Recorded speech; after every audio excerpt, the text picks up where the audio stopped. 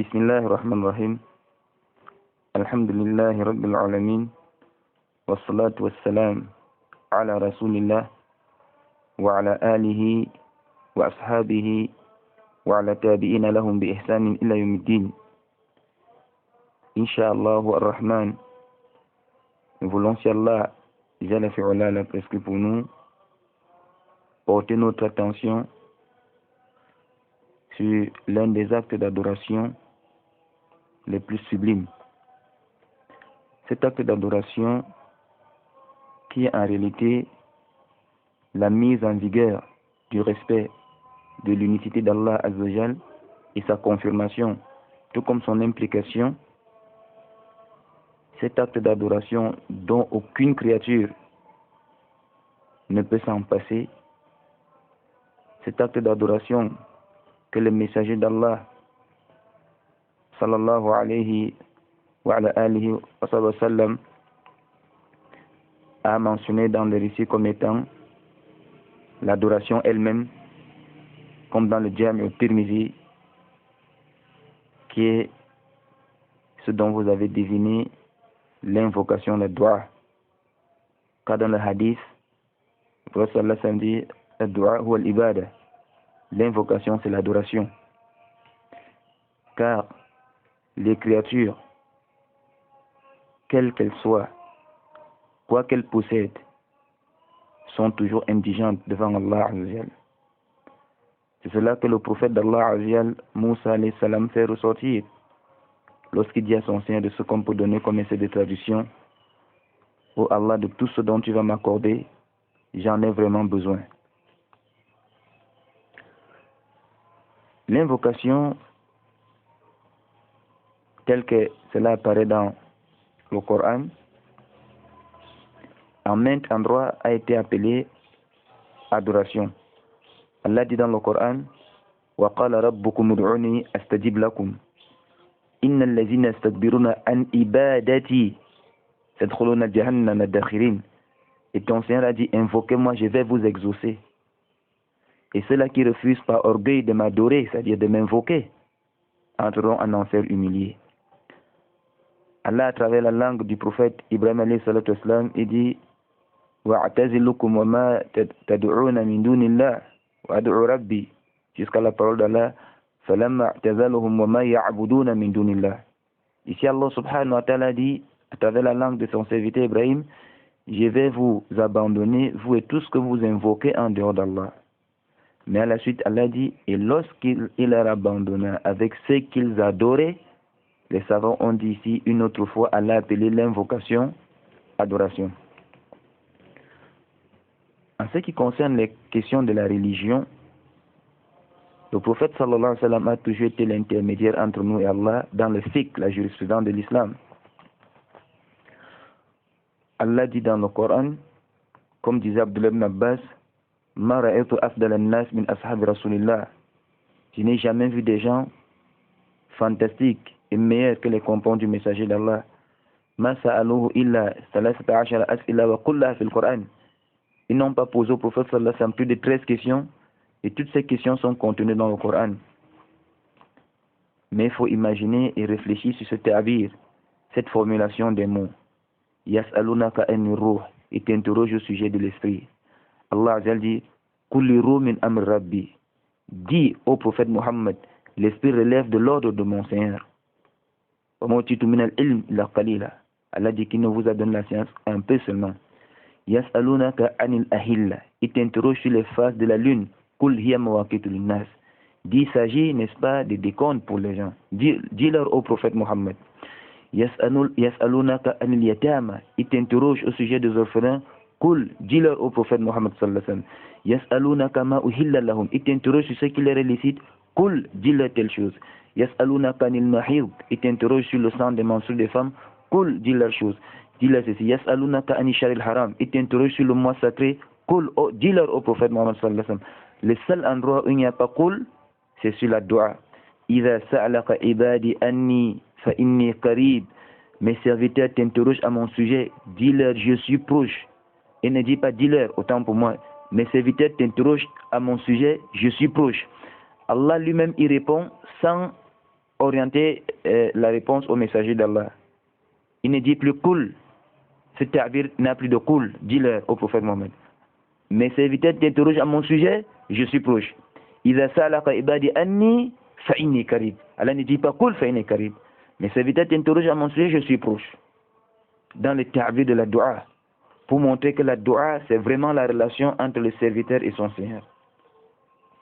Toutefois, force est de constater que bon nombre d'entre nous lèvent toujours leurs mains vers leur Seigneur et ne voient pas leur invocation exaucée. Il n'y a pas de doute que la promesse véridique d'Allah, وَقَالَ رَبُّكُمُ ادْعُونِي أَسْتَجِبْ لَكُمْ, invoquez votre, et ton Seigneur a dit, invoquez-moi, je vais vous exaucer. Il n'y a pas plus véridique qu'Allah en parole. وَمَنْ أَصْدَقُ مِنَ اللَّهِ قِيلًا, qui est plus véridique qu'Allah en parole? وَمَنْ أَصْدَقُ مِنَ اللَّهِ حَدِيثًا, qui est plus véridique qu'Allah? وَمَا يُخْلِفُ الْمِعَادِ وَلَا يُخْلِفُ الْمِعَادِ, Allah ne manque jamais à sa promesse.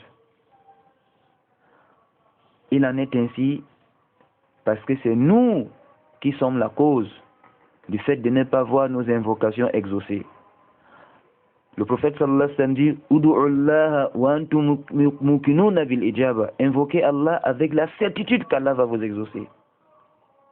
Mais maintenant nous levons nos mains tout le temps. Nos mains tombent bredouilles. Pas à cause d'Allah, mais à cause de nous-mêmes. Parce qu'il arrive que bon nombre d'entre nous viennent encore interposer entre leur invocation et Allah des obstacles qui empêchent leur invocation de monter. Bon nombre de récits les stipulent, à l'instar du récit recueilli par Imam Muslim, parmi les récits d'Abi Hurairah radhiyallahu anhu. Selon le récit, Inna Allah tayyibun, la yaqbalu la tayyiba, Allah est pur, n'accepte que ce qui est pur. Thumma dhaka rajul.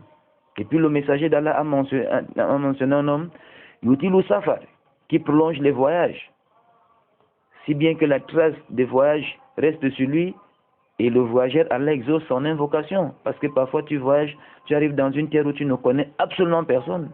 Il ne te reste qu'Allah. Il lève ses mains vers le ciel. Et dans le récit, Inna Allah hayyun karim, Allah est pudique et généreux, il a honte de laisser tomber vide les mains de celui qui les a levées vers lui. Ya Rab, il invoque Allah avec son nom, Seigneur, Seigneur. Qu'est-ce qu'on appelle Sirul Anbiya, le secret des prophètes. Chaque prophète invoque Allah, Allah a plusieurs noms. Mais toutes les invocations, ou la plupart, sont toujours avec ce nom Rabbana. Nos premiers parents, Rabbana, Zalamna Anfusana. Nuh alayhi salam, Rabbi gfirli wa li walidayya. Ibrahim alayhi salatu wa salam, Rabbi jnubni wa baniya na'budu al-asnam. Moussa alayhi salam, yani, Rabbi ij'al kada wa kada. Tous ces prophètes, Ishli Sadri, Isa alayhi salam, yani, Rabbana anzil alayna kada. Zakaria, Kaza, Yahya, tous les prophètes invoquent Allah avec le nom Rabbana, les croyants aussi. Rabbana ma khalaqta hadha batin. Le monsieur invoque Allah avec le nom Ya Rab, mais son invocation n'est pas exaucée. Pourquoi? Wa mat'amu haram. Il ne mange que du haram. Sa nourriture est issue du vol, du mensonge, de la ruse, de la khiyana, la trahison, la frappe, la fémania, le mensonge et le haram. Le prophète samedi boit le haram, il s'habille du haram. Hein? Comment est-ce qu'Allah va exaucer de lui? C'est pourquoi nous n'avons pas une solution pour nos invocations meilleure que de nous référer aux invocations des prophètes dans le Coran. Parce que les prophètes ont pris des causes pour qu'Allah exauce leur invocation. L'une des grandes invocations mentionnées dans le Coran est celle du prophète Zacharia. Son histoire revient dans 3 endroits dans le Coran. Dans Surat Al-Imran, dans Surat Maryam, dans Surat Al-Anbiya. Et ce récit est toujours attaché avec le récit de la naissance miraculeuse de Isa. Dans ces 3 récits, dans ces 3 chapitres. Allah dit Kaf ha ya ayn sad. Allah commence, n'est-ce pas, le chapitre Maryam par les huruf al-muqatta'a. L'encre des savants a tellement coulé sur cette question. D'autres ont dit qu'il s'agit, n'est-ce pas, des mutashabihat, dont personne ne connaît le sens. D'autres savants ont dit non, ces huruf ont un sens, mais ils ont divergé encore sur ce sens. Ibn Taymiyyah rahmatullah alayhi rahmatan wasi'a Vu qu'Allah a commencé beaucoup de chapitres dans le Coran par les huruf al-muqatta'a. Certains huruf c'est 3 alif lam mim, alif lam ra. D'autres c'est 2 ha mim, ta ha yasin. D'autres, n'est-ce pas, c'est une seule lettre, qaf, sad. Et d'autres c'est un peu plus comme dans Surat al-Maryam. Qaf, ha, ya, in, sad, mashba. Il dit, il a commencé par ces huruf al-muqatta'a pour défier les Arabes et leur faire comprendre que ce Coran-là, vous tous rassemblés, vous ne pouvez pas, n'est-ce pas, c'est-à-dire les réaliser. Et étant donné que le prophète sallallahu alayhi wa sallam fait partie des vôtres, lui aussi ne peut pas forger ce Coran, parce qu'il est des vôtres. C'est chez vous qu'il a appris la langue. Et c'est pourquoi chaque fois qu'Allah a commencé un chapitre par les huruf al-muqatta'a, il mentionne le Coran. Alif lam mim, zalika al-kitab. Alif lam ra, kitabun uhkimat ayat, thumma fusilat min ladun ala yasin, wal Qur'an al-hakim, alladhi hamim, wal kitab al-mubin, alladhi taha ma anzalna alayka al-Qur'ana litashqa. Yani chaque fois qu'Allah commence un chapitre par les huruf al-muqatta'a, Allah agrandit ce Coran. Alladhi dhikru rahmati rabbika abdahu Zakaria. C'est un récit de miséricorde de ton Seigneur vis-à-vis de Zacharia. C'est quoi la miséricorde? Parce que Zacharia a sollicité d'Allah, Allah lui a donné. Car si vous demandez à Allah, Allah ne vous donne pas. C'est la mort avant la mort. Parce que personne en dehors d'Allah ne va vous donner. Chouf, Allah dit dans le Coran, tout bienfait qui vous a touché vient d'Allah seul. Ça n'a rien à voir avec l'intelligence, ça n'a rien à voir avec les stratégies économiques et statistiques, ça n'a rien à voir avec le milieu, ça n'a rien à voir avec la famille, les parents, les proches parents. Tout ce qui nous touche de bien ne vient que d'Allah seul. C'est pourquoi le prophète dit à Abdullah ibn Abbas, le monde entier rassemblé, pour te donner une chose, cette chose ne te parviendra jamais, sauf si Allah l'a prescrit pour toi. Le monde entier rassemblé, pour te causer un dommage, ce dommage ne te touchera jamais, sauf si Allah l'a prescrit pour toi. Subhanallah. C'est l'aqida sahiha qui a disparu dans nos cœurs. Regardez l'un de nous quand il est dans les difficultés. Il se lamente à gauche, il passe à droite, il accuse tel parent, l'autre accuse la femme, l'autre accuse le mari, l'autre accuse l'oncle, l'autre accuse la femme de tel, l'autre accuse ceci. Là, abadan. Le Coran, c'est pas comme ça. Allah dit dans le Coran, Kul la yusibana illa ma kataballahu lana. Quelle éloquence! Allah ne dit pas alayna. Il dit, rien ne peut nous atteindre comme mal, sauf ce qu'Allah a prescrit pour nous. Mais dans le ta'bir azim, il dit lana. Il ne dit pas alayna. Il dit lana. Les savants ont des avis là-dessus. Donc, le récit de la miséricorde du prophète, c'est cette miséricorde. Parce qu'il a invoqué Allah, Allah lui a donné. قال ربي إني وأنا العظم مني واشتعل رصيبا ولم أقم بدعاء ربي شقيا. Et avant de lancer les hostilités, il présente son indigence. Il dit mes os sont affaiblis. Même à l'école sous l'arbre, on dit que les os constituent la charpente du corps. Imaginez quelqu'un qui n'a plus d'os. Il est courbé, il a un bâton, il a une canne, il ne sait plus rien, il ne peut plus rien faire. Il n'a plus de force. Parce que dans le Coran, Allah a recouvert les os de la chair. Donc, si les os sont affaiblis, Allah s'intaha. Il dit ma tête est enflammée de cheveux blancs, synonyme de la mort. Mais donne une précision perspicace, il dit je n'ai jamais été malheureux en te demandant.